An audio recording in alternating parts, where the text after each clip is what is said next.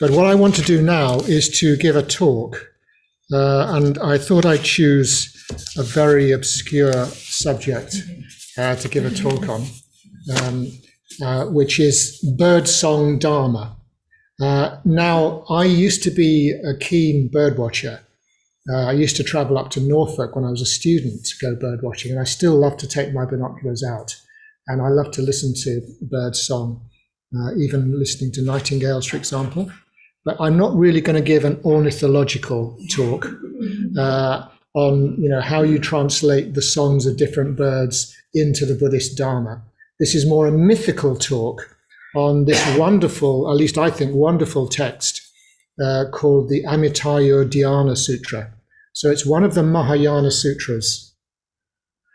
So if I use that word Mahayana, how many people here are not really quite sure what it's about? Yeah, so a few people. Okay, so I'll explain that. So the second great wave of Buddhism that came a few hundred years after the time of the Buddha and revived Buddhism in many ways, and is still dominant in China and Tibet and other countries like that, was known as the Great Way, Mahayana. And it produced its own texts. So it produced its own sutras, which was said to be from the Buddha, but they almost certainly weren't preserved from the time of the Buddha, although they may have come through in what you might call visionary ways to some of the great Buddhist meditators. We don't really know. Nobody knows where they really come from. And this one has been preserved in China. And it's the sutra on the meditation on the red Buddha of the West, the Buddha Amitabha, or the golden Buddha of the West. So although I usually think of this as being a statue of the historical Buddha who founded Buddhism, in its iconography, strictly speaking, it's a bit more a statue of Amitabha, or Amida, as he's known in China. So that's what I wanted to talk about today. And one of the reasons I wanted to talk about it is because today is our Sangha Day Festival. And Sangha means community. Sangha means the community of those who are practicing together and supporting each other's practice. And it's one of the three jewels in Buddhism. In other words, from a Buddhist point of view, it's just as important as the Buddha as an ideal of human enlightenment, just as important as the Dharma, which is the path that takes you to that ideal. Just as important is the community. Connection. Everybody needs to feel that they are connected. Everybody needs to feel that they have friendships, that they have teachers, that they have people who they're involved with. So Buddhism is not an isolated thing. You can do it. You can go on solitary retreats. You can do a lot of practice on your own, but you need to feel in connection when you're doing that practice. So the Sangha is very important. The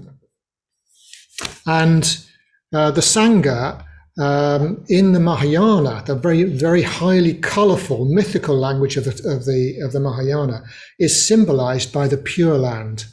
And the Pure Land is like an imagined ideal society where everybody really looks after each other. Everybody is very kind, and where everything speaks the language of truth, everything. And this is what this sutra is about. But it starts with, in a sense, the opposite of that. It starts with an example of somebody who is incredibly isolated and who's in an incredibly difficult situation. And it's she who, in a way, evokes or elicits the description of this ideal Sangha from the Buddha. So I'm going to start with that story.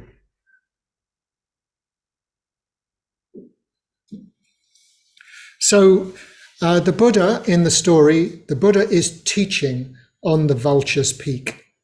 And the Vulture's Peak is a real place, Gridrakuta, outside what was then the city of Rajgriha in India, where the Buddha was said to have taught some of his most important sutras or teachings. So we imagine him serenely there, teaching away. But below the mountain where he's teaching, ordinary life is hustling on. And the local king is a man called Bimbisara, and he's got a wicked son. And the wicked son is called Ajatasattu. And these are both, as far as we know, these are both historical figures. And according to the story, at least, Ajatasattu was impatient, very impatient. So imagine that you're that the king or the queen was, say, 90 something years old, 95 years old, and there were you waiting for the king or the queen to die so that you could take over. I don't know if there's anyone else in this situation at the moment. So what are you going to do? Now, fortunately, Prince Charles seems to be a fairly civilized person, so he's just biding his time. But in the case of Prince Ajatasattu, he wasn't so patient. And so one night, he crept into his father's bedroom with a dagger concealed in his clothing. And we can imagine him, his father's fast asleep in bed, and the son is raising the dagger to kill his own father. And just as he's about to strike, his father's eyes open. He looks at him. So what are you doing? What are you doing? And Ajatasattu says, I cannot wait for you to die. I want the kingdom. I want to take over everything. And Bimbisara says, if you're so keen, that's all right. Have it. I don't mind. And I don't know if this is not very wise, actually, of Bimbisara, given how evil his son was. But Bimbisara was a Buddhist. He was a follower of the Buddha. And it may be that he was thinking, oh, yeah, that's good. I can get on with my meditation. And running a kingdom is a really hard thing to do. If you want to do it, you do it. I don't mind, And maybe he didn't really know his son very well. Or maybe just intimidated by the dagger, who knows.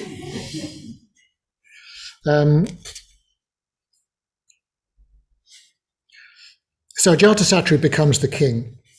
However, as always happens in these stories, he is not satisfied. He knows his father is still alive. His father is very popular. Everybody loves Bimbisara. He's a very cuddly sort of king in general. You get quite an impression from the old Buddhist sutras about his character. And he was a very sincere practicing Buddhist. He had been since, in fact, before the Buddha's enlightenment. In a way, he was the first disciple of the Buddha. He met him while he was still practicing towards enlightenment. So Ajatasattu is really paranoid about his father, and he thinks, okay, I don't want any chance of him taking over. I'm going to throw him in prison. So he throws his father in prison, and he tells the jailers, don't give him any food. Let him starve to death. But Ajatasattu's mother, the queen, is known as Vaidehi, which means wise woman, which I'm sure is not a coincidence, so that was her name. And she is the only one who's allowed to visit the king, her husband. And so what she does is she smuggles in food. And the way she does it is she conceals grape juice inside her jewelry, and she smears her body in a flour and butter paste so that the jailers won't realize what she's doing. So several weeks pass, and Ajatasattu says, he's still alive, he's still going. And the jailer says, oh, yeah, he's still alive. And eventually they realize what she's up to, that she's smuggling this food and drink into Bimbisara, and so therefore that's why he's surviving. And Ajatasattu is furious, and he summons his mother to him. And his mother comes into the audience hall, and Ajatasattu draws his sword and rushes at his own mother. But his two ministers, whose names I forget, anyway, his two ministers rush forward and draw their own swords and stand in front of him. And they say, we've studied the records of the kings of India, and there are many patricides. In other words, there are many kings who killed their father to take over, but there is no one who's ever killed their own mother who was a king here. And we will not allow it. We will not permit it. We will stand in your way. And they say, what a heinous thing to do. And I don't know if you agree. Maybe it is a little bit easier to kill your father than your mother. I don't think it'd be a bit difficult to do either, actually. But I mean, I think from a Buddhist point of view, it is regarded the connection you have with your mother is so important and so strong that really, your relationship with your mother needs to be sorted out. And this idea of extreme, it's an extreme case, but this idea of extreme violence against your mother is really horrifying to Indian society in those days. And Ajatasattu is to some extent mollified, but what he does, of course, is he throws his mother into prison as well to make sure that she can't do anything to rescue Bimbisara.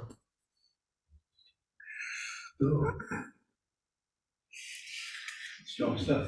Strong stuff, yes.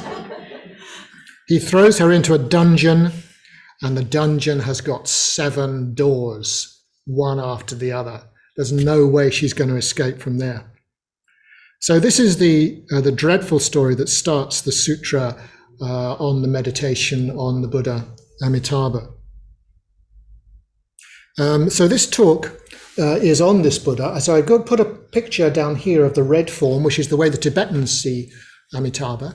But in this sutra, Amitabha is actually golden, like in the main statue here. This red form, I should say, is an image, a beautiful painting by Vishuddhimati, one of our order members here. And there's a lot of her other paintings on her cards downstairs. So the Chinese and Japanese names are quite similar for Amitabha. They just use the first part, Amida or Amita or Amito, which means boundless. It means without limits. And Amitabha means light without limits. And I want to talk about the connection of this sutra with the Sangha. So we've got these 2 innocent people, Bimbisara and Vaidehi, locked up by a fanatic under threat of death. And in fact, later on, Ajatasattu does actually send assassins in to kill his own father. And that's the end of him.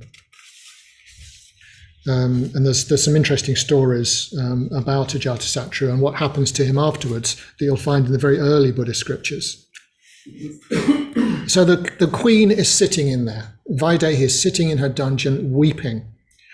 She's not just weeping because she's in prison, which is bad enough, but she just thinks, what a world I'm living in where this can happen. But she is also a disciple of the Buddha. She's a meditator. She follows the Buddha. And so as she sits there, she just thinks of the Buddha, and she swivels herself round until she's facing the vulture's peak, where she can just at least remember that the Buddha is up there teaching and dwelling. And she cries out to the Buddha in her distress. And she says, please send your disciples, Ananda and Moggallana, who've always been so kind to me, to comfort me here in my prison and to comfort me in my grief. So this is where she starts from. So do you see what I mean? In a way, this is the opposite of Sangha. She's isolated. And I felt quite sympathetic to her for obvious reasons, because she's in prison. But also, in a way, we had to go through something similar where we were isolated during the pandemic, where a lot of people had to stay at home, where we had much less chance of contacting people. There are still restrictions even now on that, especially if you need to go to other countries. And maybe we can sympathize with that more extreme plight of Vaidehi. In a way, our situation was a little bit like, against our will, sort of being imprisoned, or at least being confined, being isolated. And maybe through that, maybe you enjoyed it. You know, some aspects of it were really nice, but also maybe you start to realize then how important it is to have a connection, to have connections with other people. So at the moment that she thinks the Buddha, she suddenly has a vision of the Buddha, pure gold in color, sitting on a floating lotus flower made of jewels, with her favorite disciples, Moggallana and Ananda, on either side of him, and flowers sprinkling all around. So it's as if the prison cell lights up. And she cries out to this visionary Buddha that she sees, why is this happening to me? What kind of a world is this, where such dreadful things can happen? Even you have had attempts on your life. Is there not some place with no sorrows and no afflictions? Isn't there a place where there aren't any horrible, evil people? So the Buddha doesn't actually answer. It doesn't say anything in reply, but she sees, this is the way Mahayana sutras go, by the way, in case you haven't come across them before, she sees a blinding flash of light come out from the Buddha's forehead. And above him, illuminated by this light, she sees countless other planets. And she sees these planets vividly, and they all have societies, intelligent beings on them, and she sees them and she's able to survey them all. And in a way, the Buddha is saying, okay, which one do you like? Here are all these other societies, you know, many, many types of societies. And all of them are in the sky as she sees them. They're majestic and beautiful Buddha lands in the north, the east, the south. And they are what are known as pure Buddha fields. So in Buddhist legend, the pure Buddha field means a society where people are not perfect, they're not enlightened, but they are not subject to the worst kinds of negativity. They're basically supportive and friendly to each other and so on. And this sort of legendary society is said to be the model for how people who are practicing Buddhists should be with each other if they possibly can. And she says, oh, all right, yeah, I fancy that one in the West. And that one is Sukhavati, it's known, the happy land, the land of bliss. Now, there are 3 sutras concerning Sukhavati, which is the land where Amitabha is the Buddha, according to the legend, somewhere in the western direction, distant in the western direction. And these 3 sutras describe it in great detail and describe particularly that Sangha aspect of it, describe what the beings there are like in great detail. And they are the important texts for, believe it or not, the biggest section of Buddhists in the world. Pure Land Buddhism is the most popular form of Buddhism in Korea, in China, in Japan, to some extent in Vietnam, and so on. And in a way, it's particularly based on these texts, and it's the kind of Buddhism that in the West we know probably the least about, unless you visited China or had Chinese Buddhist friends who may have told you about it. We probably, in general, we prefer the more well-known as self-power types of Buddhism, where you're really trying your best to practice from your own individual effort. Well, this kind of Buddhism is opening to the cosmic Buddha, opening to the Buddha himself, but also this Buddha of the West, Amitabha, and in a way by visualizing, by having a relationship, a connection with that Buddha, in a way that is your main practice. In most cases, you do still meditate, you practice the precepts and all that kind of thing, but your practice has this strongly devotional element. So it's good to know about this. It may not be your favorite kind of Buddhism, but it's good to know about this because it is really popular. And it really, as I say, became predominant in China and Japan. And so she says, how can I get there? How can I get to Sukhavati? And the Buddha says, Sukhavati is not far from here. You just need to meditate one-pointedly, visualize the land of Sukhavati, and you will find yourself there. In other words, it is happening in your imagination. It's not to do with going to some distant place. And it's not even to do with waiting for another life, although for some Pure Land Buddhists, that's the way they practice. They think of it as happening in the future. I'm going to describe how you do this, says the Buddha to Vaidehi, both for your sake and for the sake of people in the future who want to meditate on the land of bliss. So this is the Sutra, the Amitabha Sutra. The rest of it, in great detail, describes the land of bliss. And there's a wonderful book here called Great Faith, Great Wisdom, which I really recommend if you're interested in this, which includes a translation of the sutra and the other Sukhavati sutras and a commentary on it by Ratnaguna, who's a member of our order.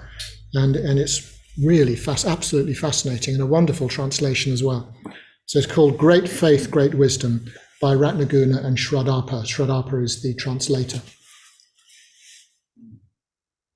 In China, the sutra is known as the Visualization Sutra, which I think is Guanjin. I don't know if there's anyone who knows Chinese here who can correct me, but I think it's called Guanjin.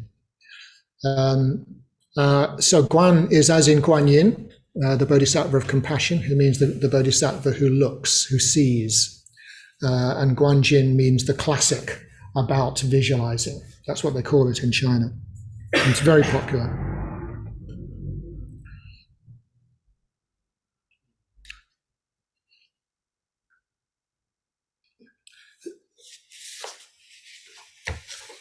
So I'm not going to go into the general practice of Mahayana Pure Land Buddhism, but just talk a little bit about Pure Lands and what they signify.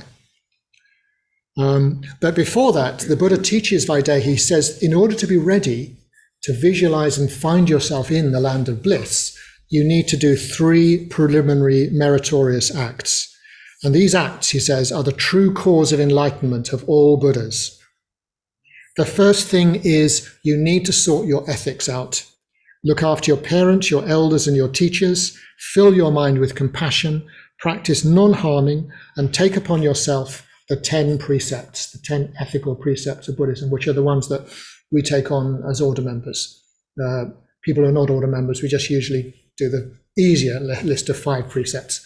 But for Sukhavati, it says take on 10 precepts. So that's the first one, is your ethics. The second one, it says go for refuge to the Buddha and the Dharma and Sangha, and live a life in accord with that refuge. So in other words, he's saying you need to have decided that this is your priority, that the practice of Buddhism is your big priority. And that's what going for refuge means. And then thirdly, he says, awaken the enlightenment heart, the bodhicitta, which seeks enlightenment for the sake of everybody, not just for your own sake. And as well as that, realize that all actions have consequences, and everything can be understood in terms of conditionality, the way things connect together. You can actually understand the way to work on your own mind, for example, by realizing, well, in order for this to happen, I need to set this up in advance. The basic philosophy of Buddhism is this conditionality. Study the Buddhist teachings and encourage everybody you find who's practicing the way. So these are the 3 preliminaries: the ethics, the going for refuge, and the compassionate heart for enlightenment. And then that leads on to the meditation. And we know from basic Buddhism that the Buddhist path can be described as ethics first, then meditation, and then wisdom. So the second phase of the path in this sutra is a meditation, and that leads wisdom, that leads to insight. So she's got a vision, in a way, of the refuge, of the Buddha refuge at least. She's in prison. She's got 7 locked doors confining her. And Sukhavati is the opposite. It's beautiful. It's very, very open. But at least she's in a contained state. She's on retreat, you could say. She's in a contained state with no distractions.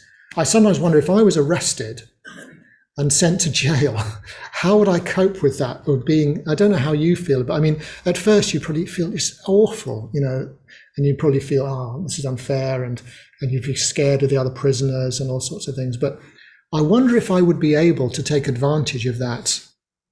Nothing to do. I can meditate.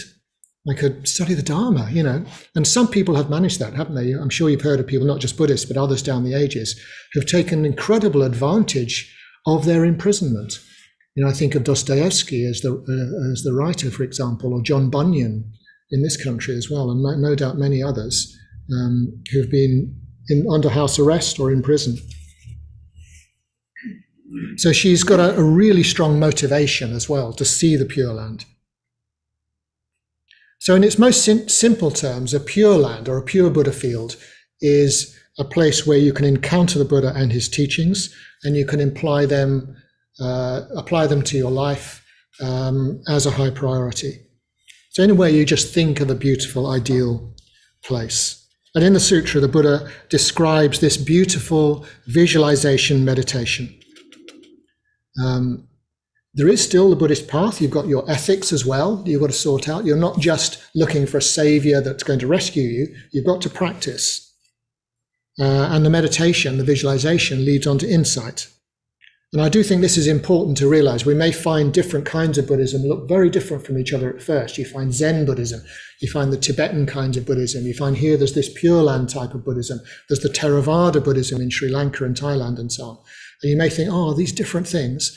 But underlying them all, you'll find the same spirit. You'll find those 3 things of ethics, meditation, and wisdom. And you'll find the 3 jewels, the Buddha, the path, and the community, and so on, in all kinds of Buddhism. There's a standard Buddhist path here. But the sequence also goes both ways. It's not just that ethics leads to meditation, leads to wisdom, but also meditation feeds back into your ethical life. If you do the loving kindness meditation, I hope it'll make you a person who's more concerned of not causing harm to others, of being truthful, and of leading a beneficial life.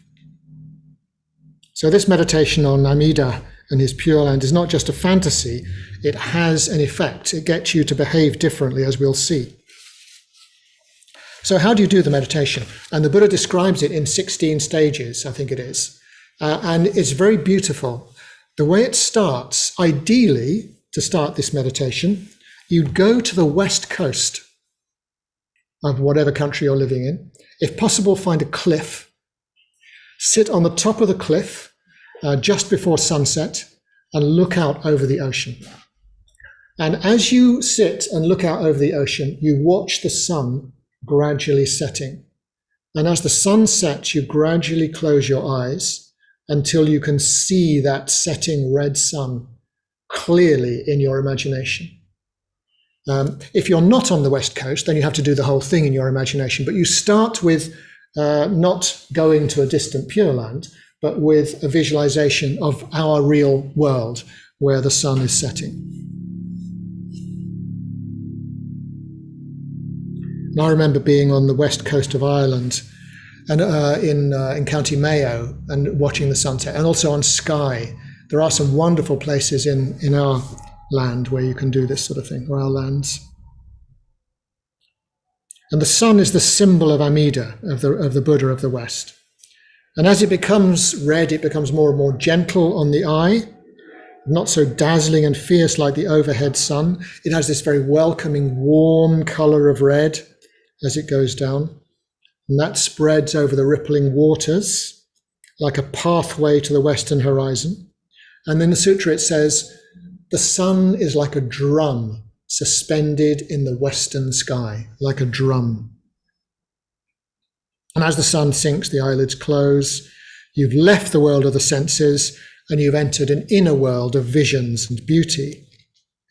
And at first you stay with the feeling of the ocean, and you let the sun fade and you just have the ocean. And you just imagine the ocean is perfectly calm in front of you. So you've got a vast expanse of ocean. And again, this is very important in meditation. You need spaciousness. So if you're not there on the West Coast, try and get it in your mind, a sense of openness and spaciousness. And what better for that than to be gazing out over the ocean?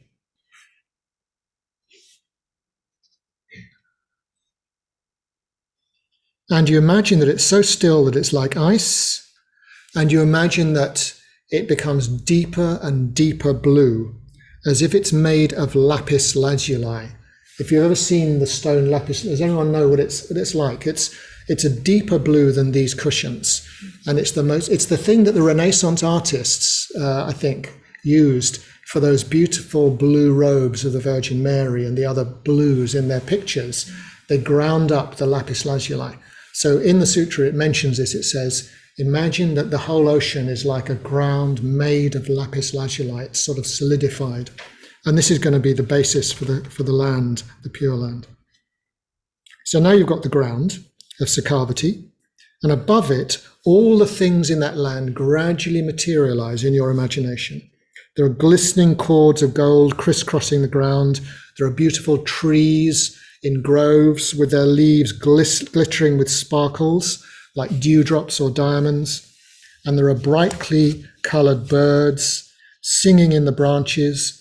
There are lofty towers which are transparent if made of light. And there are lakes adorned with beautiful water birds and linked by 7 rushing rivers. And I'll just read out part of the sutra that describes that, just a little tiny bit.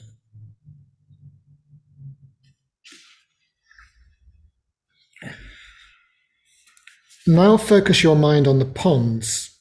Focus your mind on the ponds or lakes in the following way. In Sakavati, there are ponds filled with water with 8 good qualities. Each pond is made of 7 kinds of precious substances, soft and beautiful. 14 streams of water flow forth from a wishing jewel, the king of gems. These streams of water shine with the colors of 7 kinds of precious substances. They flow along channels made of yellow gold. The base of the channels is covered with diamond sand and shines with a multitude of colors. Each pond is filled with billions of lotus flowers made of precious substances. Each lotus flower is a perfect circle, 12 yojanas in diameter. A yojana is 9 miles. So these are very large lotus flowers. The water from the wish-fulfilling jewel swirls around the lotus flowers and flows between the trees. And the exquisite subtle sounds made by the water, they tell of the suffering of the world, of emptiness, of impermanence, of no self, and of the perfections that take you to enlightenment. They also intone the praises of the characteristics of the Buddhas. Exquisite subtle golden light springs forth from the wish-fulfilling jewel, the king of gems. This light turns into birds, and the haunting, elegant songs of the birds, endlessly praising the practice of recollecting the Buddha, recollecting the Dharma, teachings, recollecting the Sangha, the community.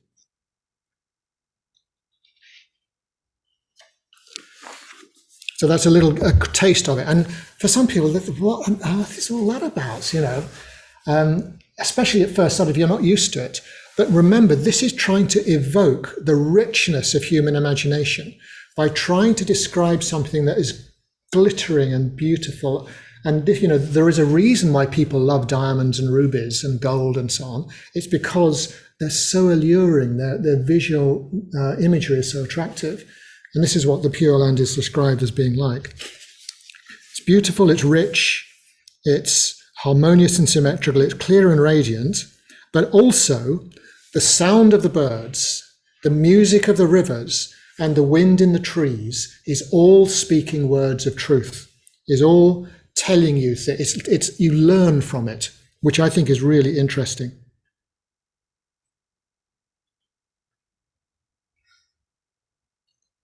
So in a way, this symbolizes trying to set up ideal circumstances. Your life as a whole, maybe, or maybe just going on a retreat. And on retreat, it's fairly easy just to turn up for the meditations. The Dharma is in the air. Experiences seem to teach directly. So you've been meditating and you go for a walk through the countryside and you look at the trees, you look at the wheat in the fields, you listen to the birds, and it's as if you hear the significance somehow. Somehow they tell you about what is real, not in conceptual terms, but in imaginative terms. Or even here, imagine that the center here ideally is a bit of a Pure Land, where you'll hear the Dharma, where you'll practice the Dharma and meet the Sangha. Or if you're working in a vocation, maybe that could be a Pure Land, where your work is something that matters to you. It's so significant to you that it's as if every experience there is teaching you. You're learning from it. So Pure Lands are everywhere in a way, if we can imagine them well enough.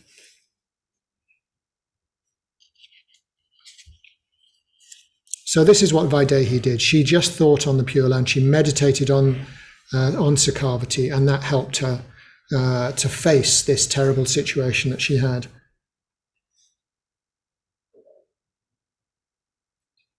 So you can see it as being, as I say, a distant place. You can see it as a place you go after death, a bit like a Christian heaven, but also it's quite traditional in Buddhism to say that it's here and now, if only you can see it.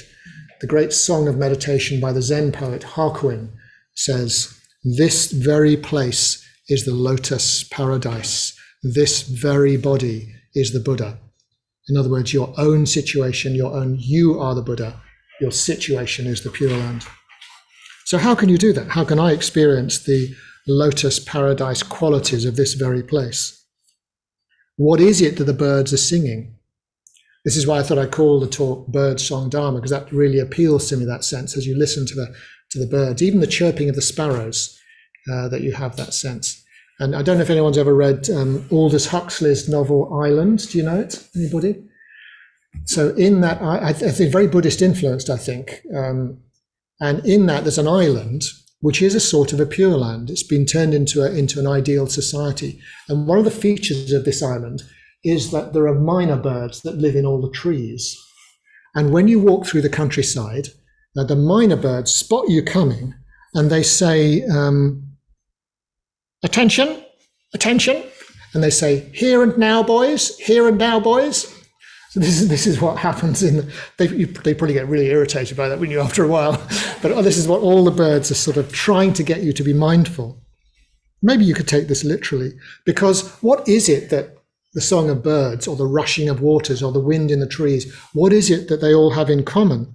They're all sounds They're all beautiful sounds, but they cannot be grasped. So in that sense, the very nature of them is teaching you something about reality. They teach the freshness of life. They teach impermanence. But it can be impermanence not as a worry about losing things, but impermanence as this constant flow of beauty, constantly shifting, ungraspable, and therefore alluring and beautiful and positive. The birds will always be singing. The water will always be tinkling. Maybe even the traffic, the sound of the traffic could be a Dharma teaching impermanence. All we need to do is be fully present in those experiences, and then we're with reality.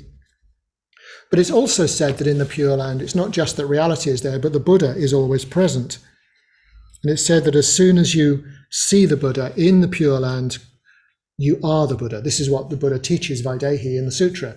He says, as soon as you've got Amitabha visualized clearly, you are Amitabha, you are the Buddha. You realize that is you deep down, as if you're looking in a mirror. This very body, the Buddha. So we've got every sound is the Dharma. We've got you become the Buddha. But what I've said, the significance of this is the Sangha. And this is, the suggestion is that the Pure Land does mean the Sangha. And there's a Japanese-American Shin Buddhist scholar, Dr. N. Haneda, who points this out. The Pure Land is the Sangha. Sangharakshita also points it out in a book called The Eternal Legacy, where he goes through the different sutras. A very interesting book.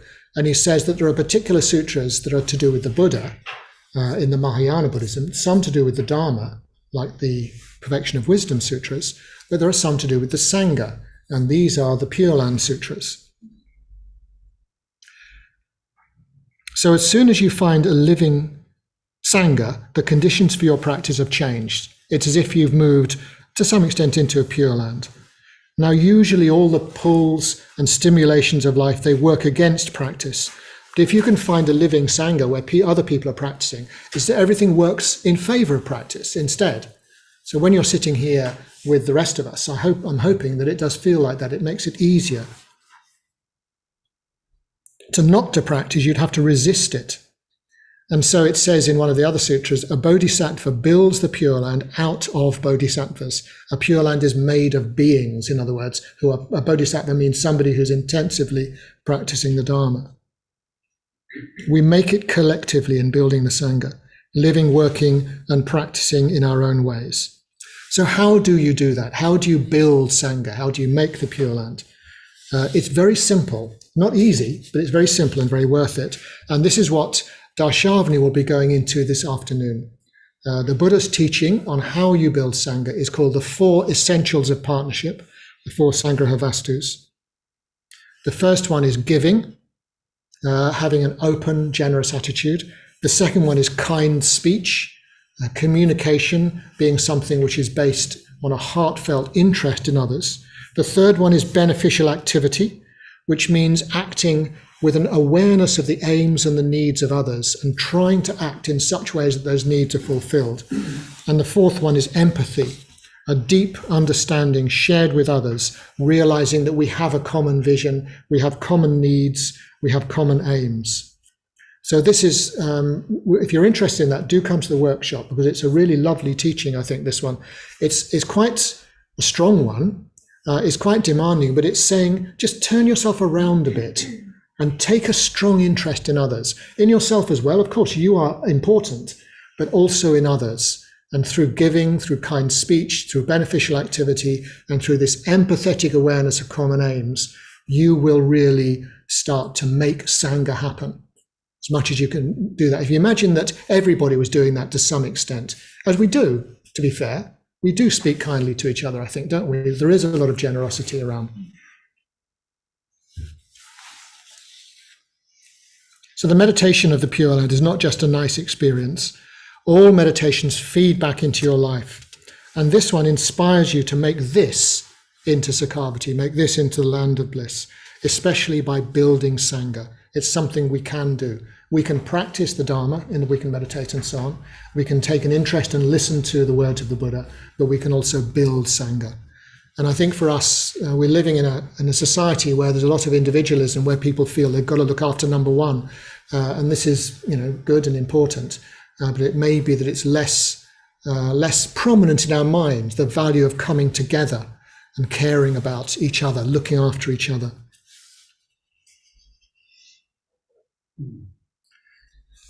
So Queen Vaidehi's been looking at the ocean and the setting sun. Then she's been looking at or visualizing the pure land with its birds and its trees and its rivers and its ponds and so on. And next, the Buddha teaches Vaidehi to see the Buddha Amida himself, who is gold and enormous. So if you looked up at the sky, according to the way it's described, the Buddha would fill the entire sky. Maybe you'd even be inside the Buddha. It's so vast in the visualization.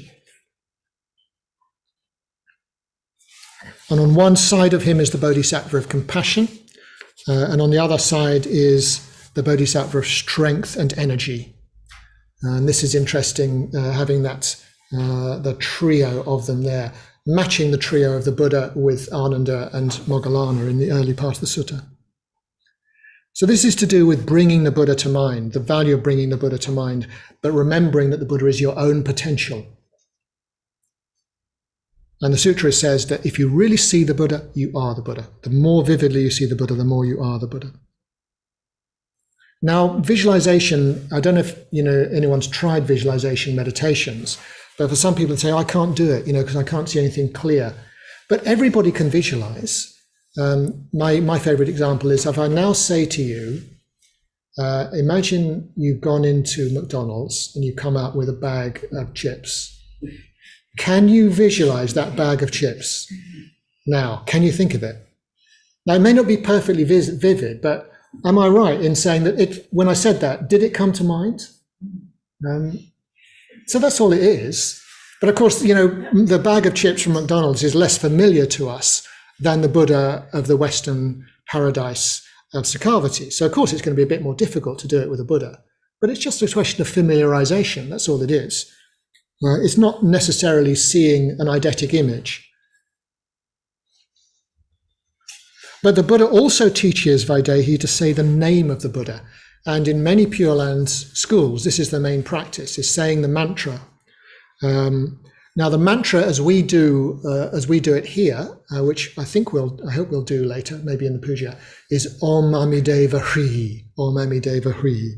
The mantra they do in the Chinese Buddhist schools, the Sanskrit version is Om Namo Amitabhaya, and in Chinese transcription that becomes Namo Amito Pho, Namo Amito Pho. I apologize for my translation, anyone who knows Chinese. And in Japanese transcription, it becomes Namo Amida Butsu, Namo Amida Butsu. So you'll be reciting this over and over again in your mind. It's called reciting the name of the Buddha Amitabha. The eminent 16th century Zen master Chu Hong said, "This Pure Land is the most primal and the most subtle and wondrous, and it's also the simplest. Because it's so simple, those of high intelligence overlook it." In other words, they're looking for intellectual teachings rather than this very immediate teaching of just visualizing. Birth and death are not apart from a single moment of mindfulness. Consequently, all the myriad worldly and world-transcending teachings and methods are not apart from a single moment of mindfulness. Right now, take this moment of mindfulness and be mindful of the Buddha. Remember the Buddha. Recite the Buddha's name. How close and cutting. What pure essential energy. So solid and real. If you see through where this mindfulness arises, then this is the Amida, the Buddha of your essential nature. And then finishing the sutra off, the Buddha says, well, if you visualize the land clearly, if you say the name of Amida, you will find yourself gradually emerging into that land, like emerging from the middle of a lotus flower. And this is also rather beautiful, the end of the sutra, where it describes it. It says, well, some people will sit in the middle of their lotus flower, closed up like a bud, for some time, while they gradually get used to being in the Pure Lands. They know the Pure Land's there, but they're a little bit sort of unsure of it. So that's staying inside the bud, and then gradually that bud will gradually open eventually. Some people it'll open much more quickly. That's the difference between us. For some of us, the bud takes a while to open. For others, it seems to open very quickly and maybe then shut up again, So we imagine ourselves seated on these lotus flowers, big enough so that they become almost like cocoons. I sort of think of maybe a butterfly with its chrysalis. Some chrysalises mature very quickly, but we've all got to mature, or like a seed that's going to emerge. And this is a very common image in Buddhism, the sense of organic growth and development. And the opening of the lotus is the most beautiful example, I think, of this image. So some people burst out in a shower of petals, others sort of incubate inside the flower for many years. And practice or realization or inspiration can take a while to percolate through. It can take a while to have an effect. So don't give up hope. Everything has repercussions. But if you can fill your mind with an image of human realization or of self-development, something as beautiful and meaningful as possible, it might be the Buddha of the West, Amida, it might be something that works differently for you. Your great hero or heroine, for example, you fill your mind with their life and their image. And then say the name, and then see the form, reflect on the significance, find it fascinating and beautiful. Use your imagination. The imagination is the illumined form of both wisdom and love. And you just need to ask, does this matter to you? Do you yearn for significance and beauty in your life? There are many ways of describing it. This is one particular way in terms of the beauty of the land of Sukhavati, and the Buddhas and the Bodhisattvas surrounding you there. Maybe you would describe a Pure Land differently. That's all right. You could work out your own Pure Land. But as soon as you yearn for something so much, then you're already there. Every time that you sense that beauty and significance matter most, when you sense that, when it's uppermost in your mind, you are there as long as the thought lasts. So it's not like going to heaven or like pie in the sky. Life is still frustrating. It's still painful. It doesn't solve all our problems. The world is still full of injustice. But in every face, you start to see the beauty of the Buddha, as well as the problems that person is facing. In every sound, you hear reality. Every experience tells the truth and asks you to listen, asks you to learn from it, like the Birdsong Dharma in the land of bliss. And it's not enough just to be born in the Pure Land, just to find yourself there, according to the great Pure Land teachers, but it's the place where you best learn about reality. And each time you learn a bit, you resolve to put your knowledge into action, and you put it into action by being engaged with your world, in your world, making a difference. Vaidehi herself couldn't really face it and didn't really have the option. She was in jail. And for her, it was awful. It really was awful. But it's awful here in a way as well. But it's also wonderful. And how is it that you make a difference? And I'm sure you all have your own ways of making a difference. But you can start, if you want to, with the Sangha. Don't neglect the Sangha. If the Sangha gives you a context, it gives you support. It's not a cocoon that you hide in. You can open your lotus and you can step out and get involved in the world and make a difference, but also have a Pure Land, have a Sangha that you can connect with. It's only the Sangha if it's being created by us in the red light of mutual concern and kindness. And I just remind you briefly that the way that we create Sangha is through the Sangraha Vastus, giving, kind speech, beneficial activity, and this empathetic awareness of having a common goal with others. So maybe it might be something you could reflect on. What would your Pure Land be like? What sort of plants and birds and animals would it have? What color would it be? But red is the color of the Sangha. And the red Buddha, Amitabha, or at least red in the Tibetan tradition, is only hidden from us by the brilliance of the sunset. So I think I'm going to leave it there. How are we doing for time? Oh yes, it's nearly time for lunch. But I just thought it might be nice to have an opportunity, if you've got any questions that you want to ask about that, or any comments that you want to make, what would your Pure Land be like? Or is it just a fantasy? Is it just escapism? Is there any value in that? Can you see the connection between the Pure Land and Sangha? One thing I didn't go into, which the other Pure Land Sutras do, is a description in detail about the people in the Pure Land and the way they relate to each other, with a lot of advice about communication and so on. And you have these beautiful, they're called Mandalas in China and Japan, which are depictions of Sakhavati. And they're amazing. They're a bit like Where's Wally? Because they've got so many people in them doing all sorts of things that you look at, what are they up to? And so, like in the front of one of the ones I was looking at, basically there's a disco going on. There's a dance floor and there's musicians and there's all these people dancing. And there's loads of other things happening. There's the birds in the trees, there's the rivers, and right in the front, there's one little being, and all the other beings are facing you, but this little being is facing the other way. Who do you think that is? Any ideas? Right, the very first being that you see in there is this little being sitting in the front. And can you want to guess who that is? It's you. It is. So even you are included in the Pure Land. Your image is there. And you can see yourself. Of course, they're Chinese, so they're dressed like an old-fashioned Chinese person, but you have to imagine, put on your own sweatshirt and so on, and there you are, sitting there.